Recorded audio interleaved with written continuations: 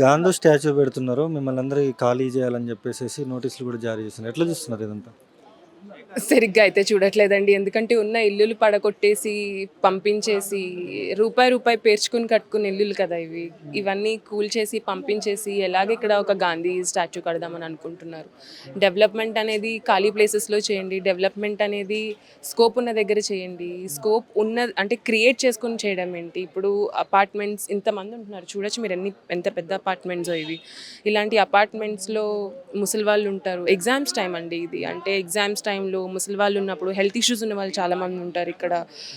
ఇంత సడన్‌గా మీరు ఖాళీ చేసేయాలి, మేము ఇక్కడ గాంధీ సరోవర్ తీసుకొస్తాము అంటే అది అస్సలు కరెక్ట్ కాదు. ఒకవేళ మీరు అలా తీసుకురావాలి అనుకుంటే వెనకాల ఖాళీ ప్లేస్ ఉంది. లేకపోతే ఆ పక్కన ఖాళీ ప్లేస్ ఉంది. చాలా ఉంది స్కోప్ హైదరాబాద్‌లో మీరు డెవలప్‌మెంట్ చేయడానికి. అక్కడ డెవలప్ చేయండి.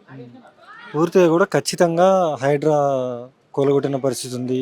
రాత్రి రాత్రి వచ్చి లేకపోతే సాటర్డే, సండే ఆ టైంలో కూడా వచ్చి కూలగొట్టేసిన పరిస్థితి కూడా ఉంది. అలాగే కూలగొడతారని చెప్పేసి చాలామంది మాట్లాడుతూ ఉన్నారు. ఇది హైడ్రా ఇష్యూ కాదు కదా! రాత్రికి రాత్రి వచ్చి పడగొట్టేయడానికి. లేదండి. అలా కొట్టే పరిస్థితి రాదు. ఎందుకంటే ఇది మేము లీగల్‌గా కొనుక్కున్న ఫ్లాట్స్, లీగల్‌గా కొనుక్కున్న భూమ్స్ గవర్నమెంట్ అప్రూవ్ చేసింది. ఇది 2004లో ఇఫ్ ఐయామ్ కరెక్ట్.